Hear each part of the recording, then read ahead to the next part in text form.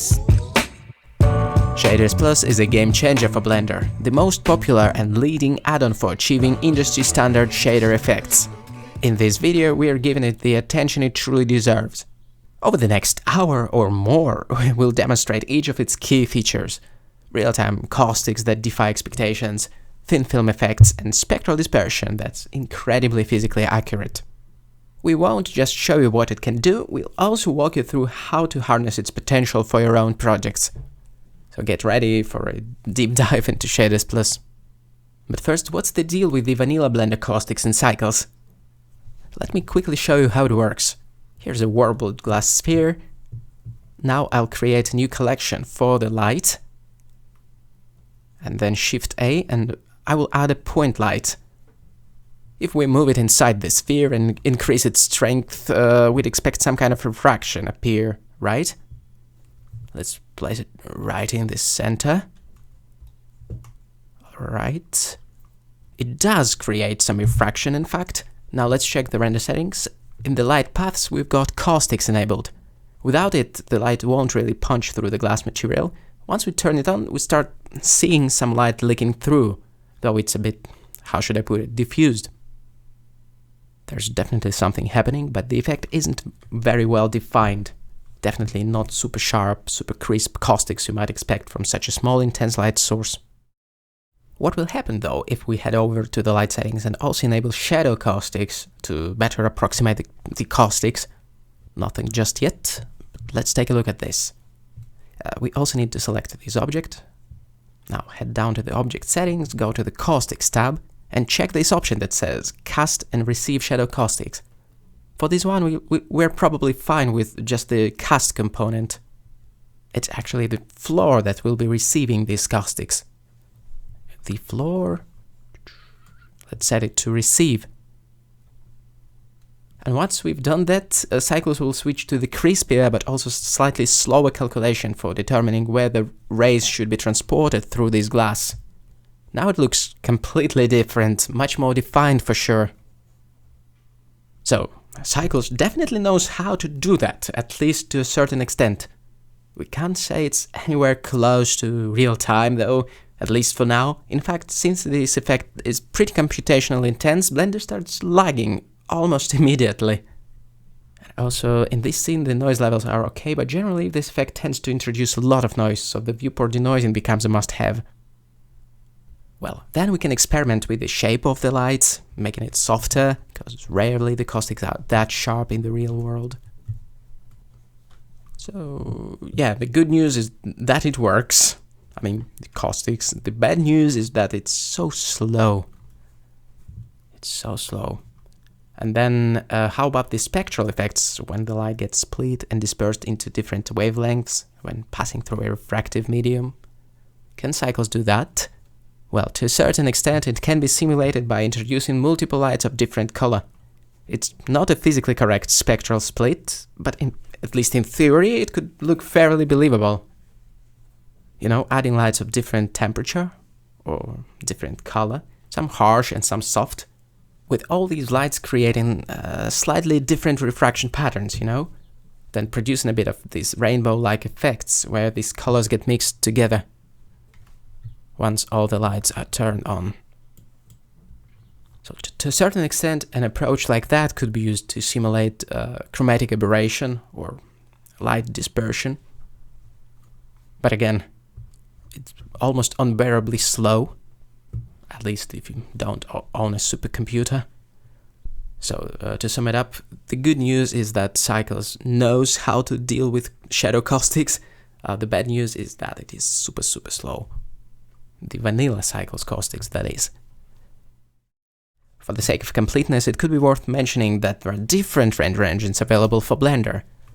Some of them tailored for calculating the caustics paths in a more optimal way, like a free LuxCore renderer, which is definitely worth exploring. Unlike Cycles, LuxCore uses bidirectional path tracing, which is, simply speaking, a more optimal render technique for such effects. That could be very well worth trying out, although it requires some setting up and installing all these custom render engines. Anyway, apart from the built-in cycles techniques for caustics, we can use various fake techniques, like utilizing the shadow rays for generating a similar looking effect. I mean, without the caustics even being enabled here.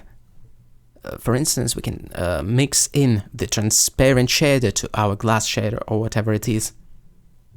So mix shader, then Shift A, transparent, just like that. And then we can do something fairly crazy with it. Isolating the shadow rays via the light path node, for instance. Checking for is shadow ray, just like that. And if it is shadow ray, make it transparent. Actually make the transparency value larger than 1, so the transparency becomes emissive. So it actually starts emitting some light. Crazy, right? It's like negative shadows, which, you guessed that, almost looks like caustics. To control its shape, we can go Shift A, input, and bring in the geometry node. It's not geometry nodes, it's a singular geometry node. Shift D to duplicate, then vector math. What is it? Dot product. Yeah, dot product between two vectors, normal and incoming. Control H to collapse. Then it will become the transparency color. We just need to multiply it to make it radiate. So we can multiply it by 2 or more. And finally, the contrast of this whole thing can be adjusted via the old trusty color ramp node. Actually, I believe that Shaders Plus use a similar approach to getting a near real-time caustics, just slightly more efficient, I guess, and better looking than what I'm showing here. Yet the ideology behind it seems to go in line with this technique for generating caustics from the shadow rays. That's pretty much it, I believe. The core of the technique is very similar. So using the fake techniques like that is definitely a viable method compared to just using the vanilla cycles caustics. That is something that could also be very well worth trying. In addition to using any extra add-ons and third-party tools, just the regular blend of fake techniques. So that's actually the first thing we're going to explore in this tutorial, how these advanced shaders from the Shaders Plus add-on handle caustics by cleverly leveraging shadow information and more, and applying some other pretty clever tricks to achieve what I believe is on the level of the industry standard render shaders. I mean, for rendering such stuff professionally, but now in Blender. Let's approach it step by step. Here we have a spherical object made of glass, and we mangle its surface with the displacement modifier ever so slightly, using some noisy texture, the procedural clouds texture to be exact, just to create a more interesting caustics material, so to speak, to make it refract rays in a more unpredictable way. I don't want it to be too crazy though. The displacement strength is tweaked here, just a little bit mangled, you know. Okay, then we can also give it some thickness using the solidify modifier. Let's check the X-ray. So this object is actually hollow with some thickness, which can be regulated here in the modifier thickness. That should give us an interesting refraction, at least in theory. Then we need some kind of a light source. But first I'll dump in the cycle's ambient lighting to start from scratch. Very dark. Then new collection that will hold our light, or light. Shift A, add a point light, and what I'll do is just place it inside. I will also make it much brighter. Okay, it usually works pretty good when the light is exactly, inside the object. Now, do we need the vanilla caustics turned on in the cycle's render settings? Probably not, as the add-on doesn't really make any use of it. It just simulates it from scratch using its own algorithms. So I'll go Shader Editor, X to delete this glass material, and let's replace it right away with Shaders Plus stuff, if we have Shaders Plus installed. Actually, let's double check it. Add-ons, I'll search for it. Yeah, it should be activated, so the checkbox, I mean. Great. Now Shaders Plus, And here we have quite a variety to choose from, but I'll go with the base shaders, specifically the Glass Plus, which is like an enhanced version of the default glass shader with some extra bells and whistles. I'll plug it here, and voila, something's definitely visible already. It doesn't look amazing just yet, but we'll get there soon. So you can see that when we move the light, the caustics are almost generated in real time, or at least close to that. The frame rate seems quite good to me, considering it's ray tracing. Then all the important settings are under the Caustics tab. The strength, which controls how intense the refracted light is. Then we've got the standard glass parameters like roughness and index of refraction. What is interesting here is, of course, this stuff over there in the Caustics tab, and we'll explore all of that sweetness shortly. Before we get into that, I'll highlight an important point once more. The shape of the object, whether it's hollow or solid, smooth or rough, all of that, all will influence the character of the caustics. So it's partly a shading matter, but also depends on the geometry shape. And it's fair to say it is defined by the geometry along with the light shape as well. So these three factors work in tandem.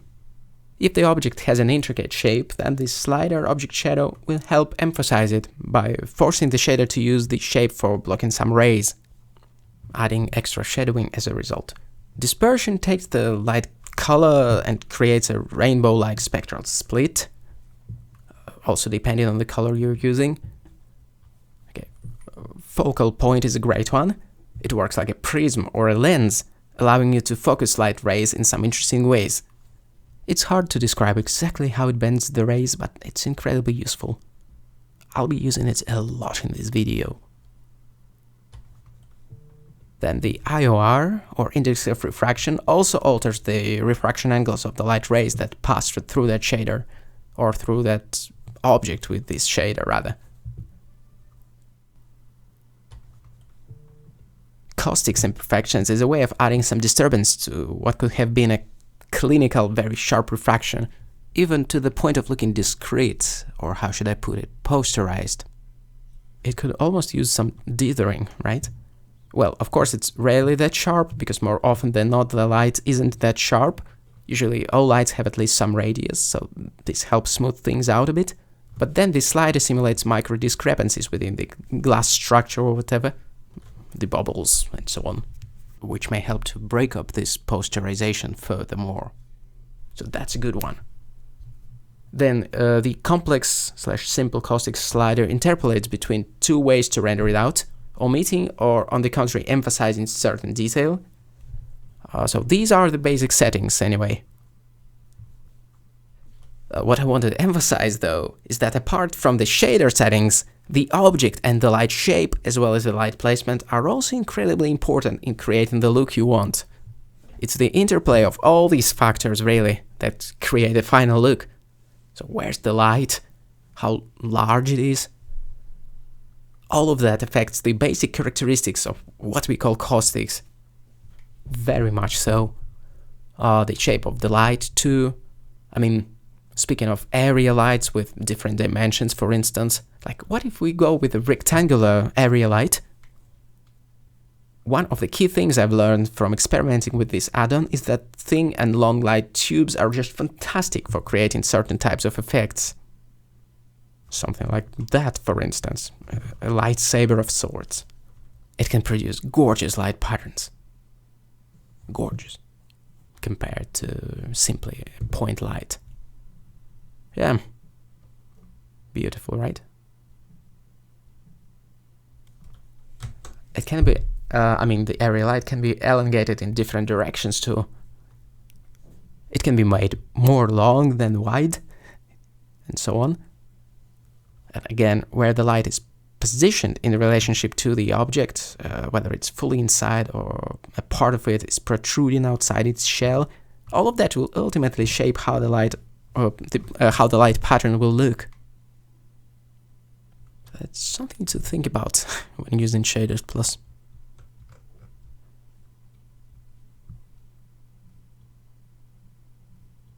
Then the shader settings interact with all of that, offering even more artistic control.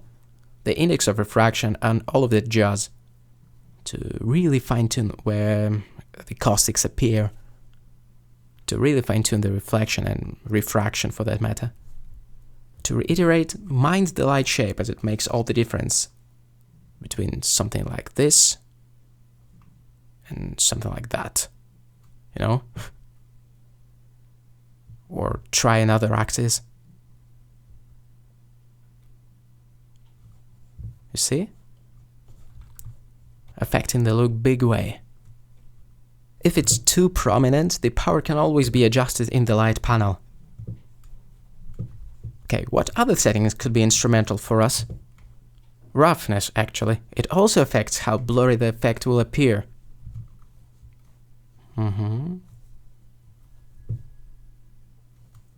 Then the material IOR. Not as much. I don't think it does anything. Really, the shape controls everything. Even something as simple as changing the thickness of the shell could affect the look a lot. So it's definitely worth keeping in mind. Any microscopic change to the thickness, to the displacement, or to geometry in general will influence the caustics. Any microscopic change. Then if you want to make it look more or less realistic, I guess, then it's worth thinking about how to make it appear more subtle by tweaking its strength. And in some cases it could be worth adding some motivation for it. Like, where does the light comes from? For instance, there could be some light as if causing these rippled highlights to appear, shining from the outside, you know.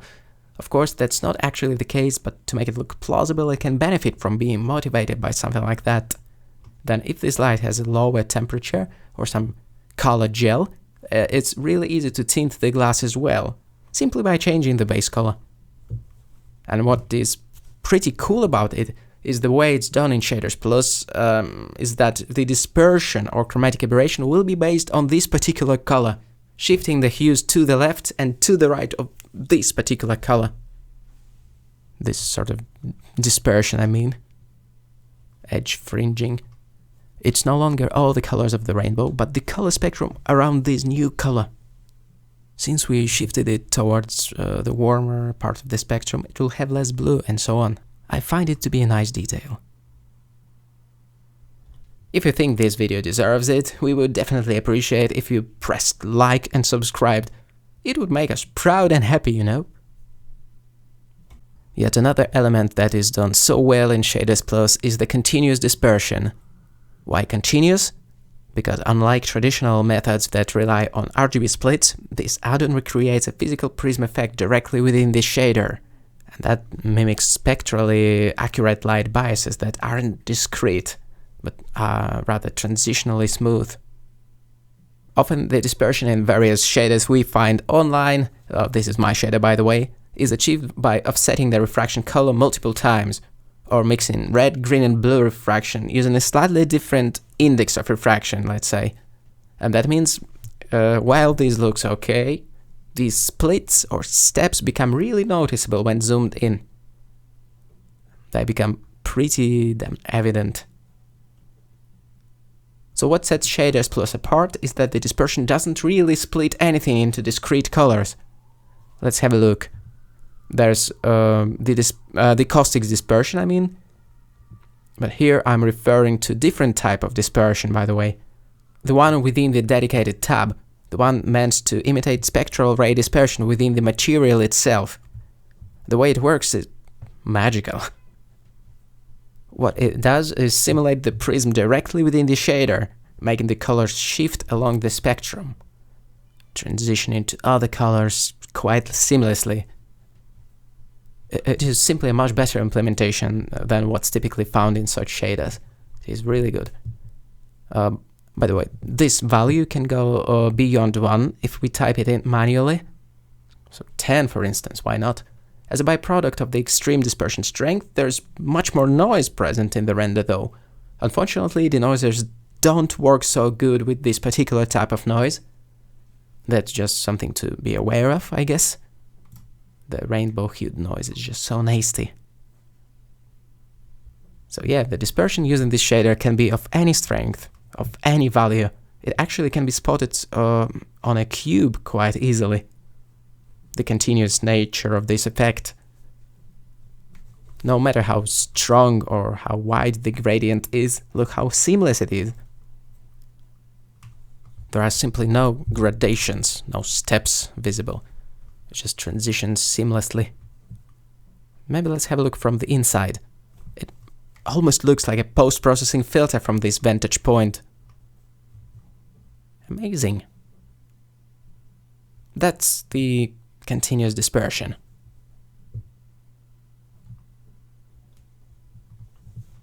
The fall-off is some kind of a normal-based or geometry-based mask, if I'm not mistaken. It should probably be slightly clearer on a more intricate geometry. Yeah, let me reset it all. Let me expand it a bit. The internal dispersion reflection is an interesting one. It's hard to put into words, to be honest, but it has to do with the way the dispersion is calculated, whether or not it takes the internal bounces into account. Next, the saturation controls how vibrant the dispersion color is. And the shift is a standard hue shift along the color wheel, or along the spectrum, you may say. Plenty of looks can be achieved with these settings: precious minerals, stained glass, various liquids, and more. By the way, that's roughly the rendering difference between the more traditional approach to dispersion and the shaders plus continuous algorithm, and the regular principled BSDF glass versus the shaders plus implementation with dispersion and caustics. To see how it might be used in practice, here's a scene I created. A vacuum plastic-like wrap around these shoes showing the effect, or rather the lack of the effect so far. Let's set it up. Okay, shader editor right here. Press X to delete the boring glass shader, then press Shift A, search for shaders plus. Let's pick one of the glass presets. How about glass dispersion strong? Let's see how it looks. Yeah, that's what I'm talking about. Look at this sweet rainbow-hued color shift. It makes the material much more playful and vibrant. As a quick reminder, the intensity can go higher than 1, just type it manually. Now let's play the animation. A bit slow. Yeah, we are good to go. We are laughing now.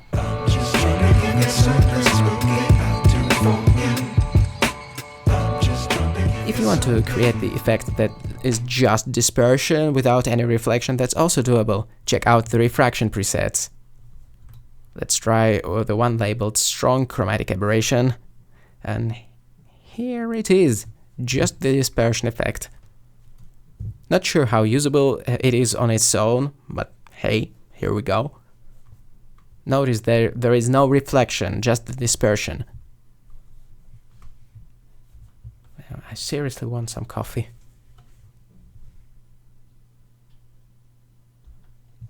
Something worth noting though is that there are some discrepancies between certain shaders. For instance, there are definitely some differences between the shaders plus glass and the add-on's own principled BSDF shader. In theory, I thought it should look the same with transmission set much higher and the dispersion brought higher as well. This should render it pretty similarly to the glass shader, but apparently there are some differences. Please let me know in the comments if I missed something obvious.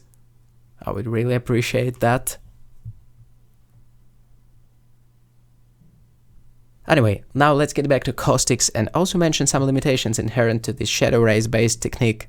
To make it crystal clear, no physically correct light transport takes place. It's all smoke and mirrors, or rather shadows in this case. So in most situations, like if you have sunlight and you want this light to be refracted somewhere else, you're up for disappointment, as nothing of that sort is really happening. The caustics in Shaders Plus are more or less constrained to where the shadows lie, as they use the shadow rays for calculations. And unfortunately, the focal point and IOR settings won't really help with redirecting rays in more radical ways. So that's something to bear in mind, to set expectations accordingly, and to be able to work around these limitations as you go. To drive the point home, these caustics involve really clever math that doesn't necessarily simulate real light transport. It's more of an artistic light transport. For instance, the prism effect. It won't happen. The prism with this shader won't redirect the light at the angle you might expect. You know, that classic image from Pink Floyd's Dark Side of the Moon, that cover. That's not what's going on here. Well, to simulate that kind of thing, maybe adding the second light or something else might be needed to compensate for the lack of certain light transport qualities. So maybe more than one lamp would be needed or whatever. And then playing with the focal points and the index of refraction and other properties of the shader to imitate beam redirection. We need to think creatively, you know. This is an artistic implementation of caustics rather than super duper realistic. Even though certain things aren't completely physically accurate in these shaders, these surface textures, including bump and normal maps, are actually taken into account. You know, in addition to these caustics imperfections.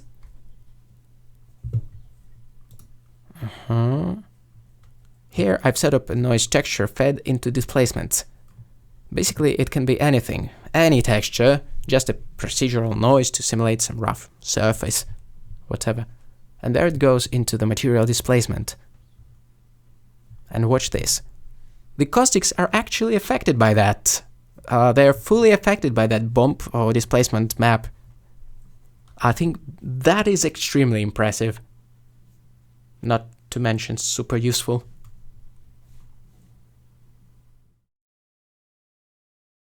Something extremely important for achieving great looking caustics, I think, is learning how to layer stuff using multiple refractive objects and lights.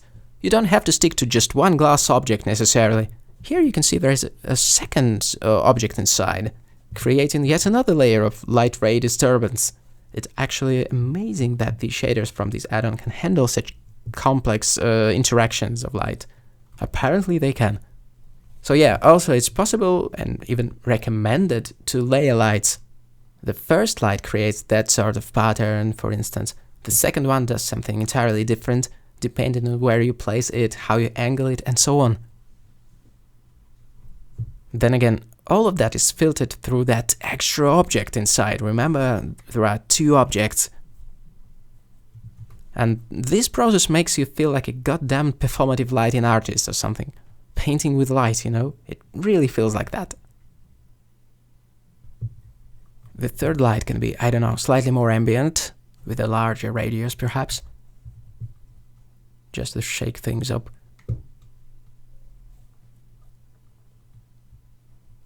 Just be mindful of the radius. Yeah, that is awful. Much better when softer.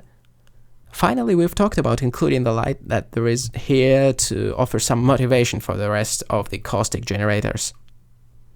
Together, all these lights create a sufficiently complex lighting phenomenon and a lot of noise. A lot of noise.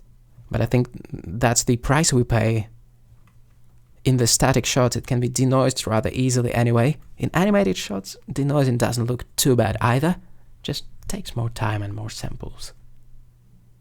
Actually, check out our freemium Blender to Resolve video course available on our website creativeshrimp.com and on Gumroad. In the course we cover a lot of cool stuff, including the top image enhancements in Resolve, like temporal denoising, which is fantastic for cleaning up animations rendered in Blender. We also touch on features like super resolution, optical flow, and more. Disclaimer, some features are only available in the Pro version of Resolve. Alright, something else I wanted to touch upon is simulating reflective caustics via refraction. We're still in cycles, by the way. So let's say you want to do something like that.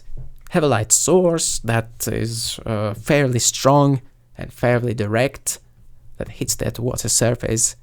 Maybe it's really focused at the same time. It shines right onto this water. So the thing about the caustics in Shaders Plus is that the only thing it will do in this case is let the light rays in. It will do that. In fact, it's similar to vanilla cycles caustics. You know, it will just let the light in. So it will penetrate the surface, and that's it. Similarly to how vanilla cycles caustics handle it. The refractive caustics, I mean.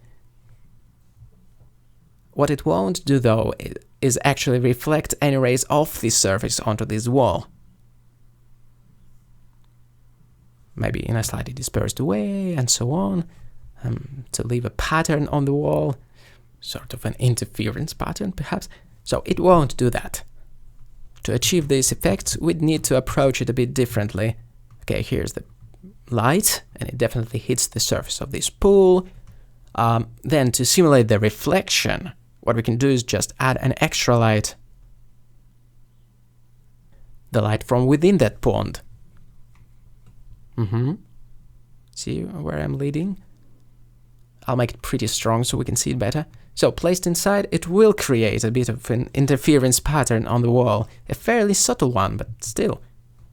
To make it more detailed, what we can do is add an extra, let's say, refractive caustic generating surface. Or better yet, something really uneven, like this. This is just a plane with a displacement modifier, by the way.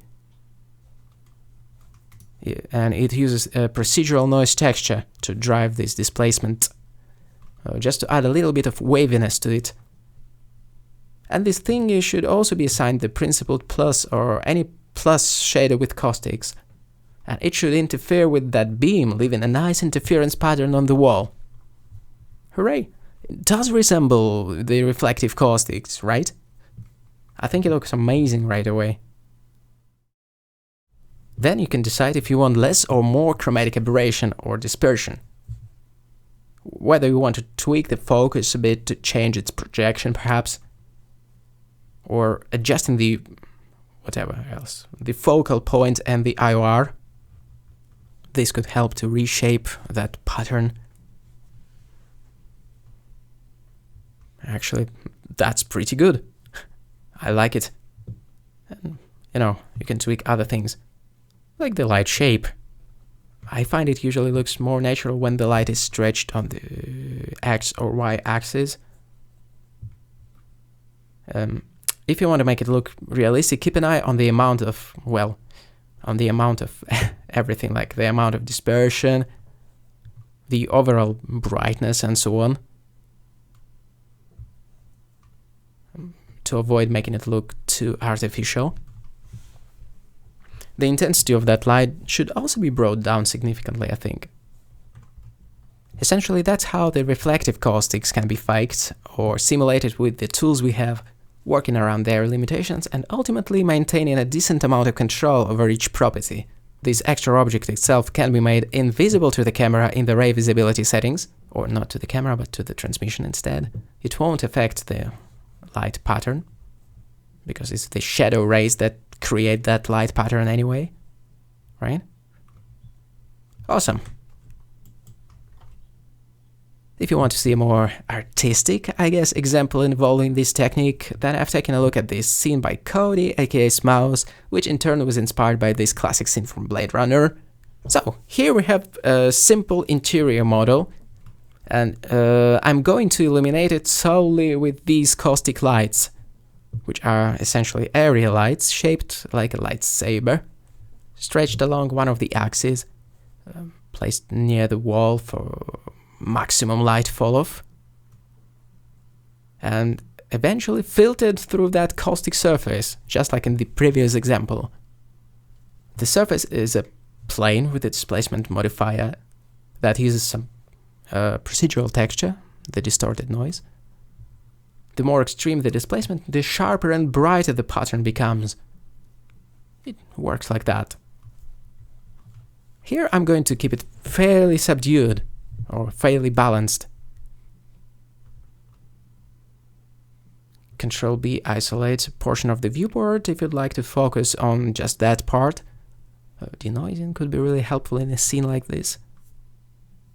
Okay, Control B. Right.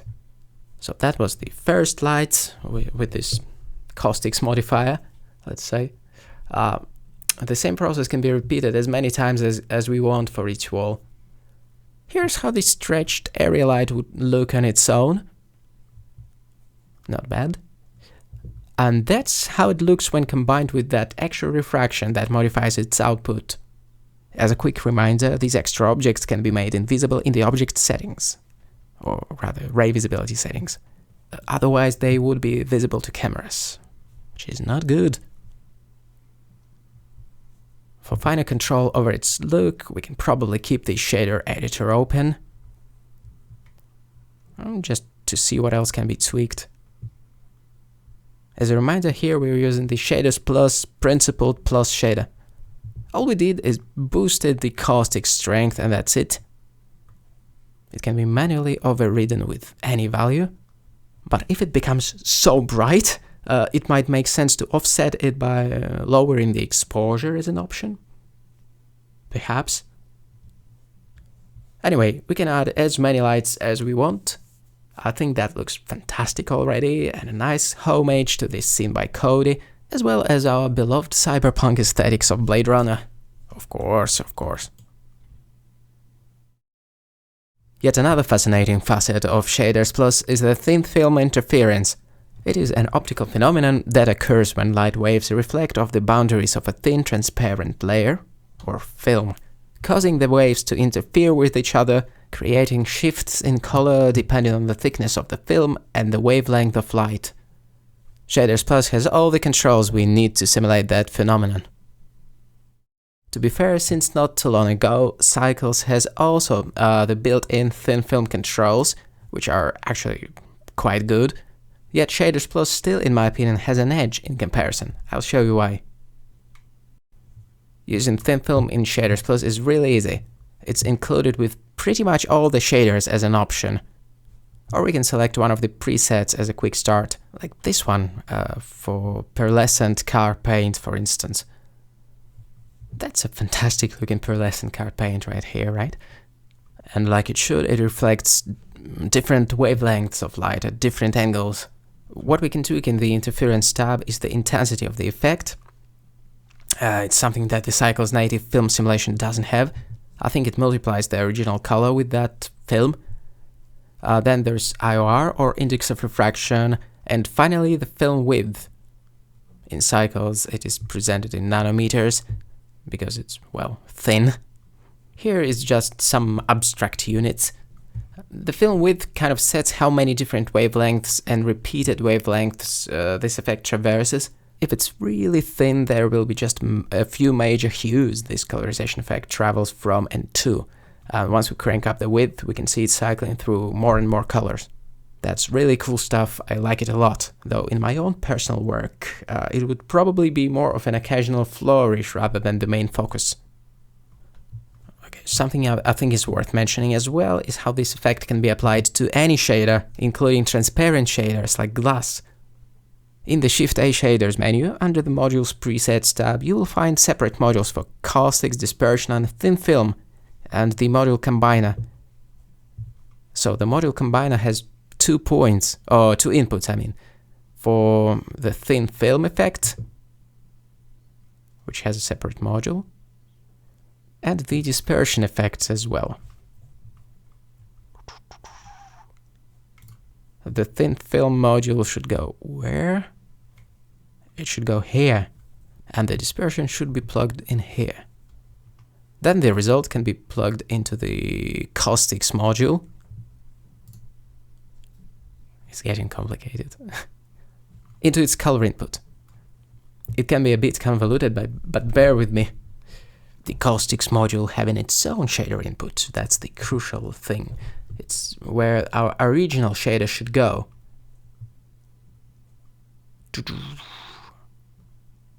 And after that, it should receive quite an upgrade. All the good stuff from the Shaders Plus modules. Notice the Caustics. Now this glass can cast beautiful shadows. Well, not shadows. Perhaps negative shadows, referring to how these Caustics look from a technical point of view. And because one of the modules we've used is actually the Thin Film module, now that should allow us to add the Thin Film effect really easily to that Caustics as well. And Spectral Dispersion too, for that matter. All the good stuff, really. For completeness, the IOR output should probably be connected to the glass shader's IOR as well, just like that, and the dispersion output should become its color. So it actually affects the transmission, otherwise it will just affect the caustics without really affecting the material itself. On the other hand, why bother with that when the Principled Plus or any other shader from this add-on, like many of them have these components or modules built in, so it's even more straightforward to have it all in one place. It's probably also slightly more optimal as it's all like works in a single function or single shader. I suspect it must be faster. Again, it just looks really cool. Gosh, I love tweaking these extra settings like thin film that ultimately affect the qualities of light that pass through that material. It's pretty crazy to see that right in Blender.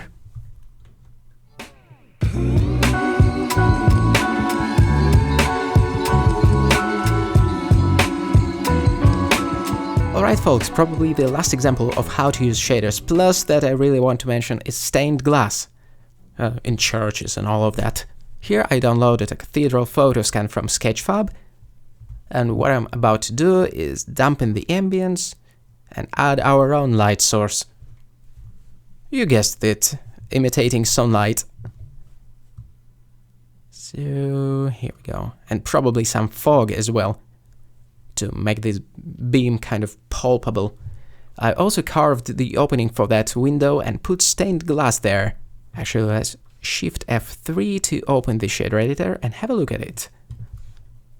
So this is the Shaders Plus Crystal Glass preset, I believe, and the stained glass color texture, this one.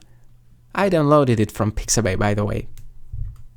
It's plugged into the color, and as you can see, the caustics work beautifully in this kind of scenario.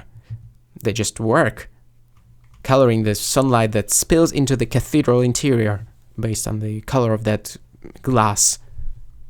And thank goodness it works right out of the box without any tinkering.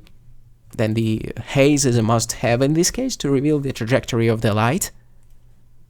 And I also added that secondary area light with a larger spread for some extra ambient spill. So this one is more ambient and this other one is more direct or has a lower spread. Ultimately though, with this simple light setup and this shader being used, I mean the shader from the Shaders Plus add-on, whatever, all of that makes it a breeze to browse through the different looks by simply adjusting these sliders. What can I say? I really enjoyed my time with this add-on, and I'm going to keep using it in my work, and I hope you enjoyed this tutorial too. Looking back at all of this, what strikes me most about Shaders Plus is that it actually changes how you approach shaders in Blender. It makes those industry standard effects feel accessible. Suddenly, real-time caustics aren't some render time nightmare, and spectral dispersion isn't just a theoretical concept. It becomes something you can actually experiment with. For someone who's as into lighting as I am, that's pretty exciting. So is it essential? Maybe not for everyone, but if you are serious about pushing realism or even just exploring cool new shader looks in Blender, Shaders Plus is a serious tool to consider.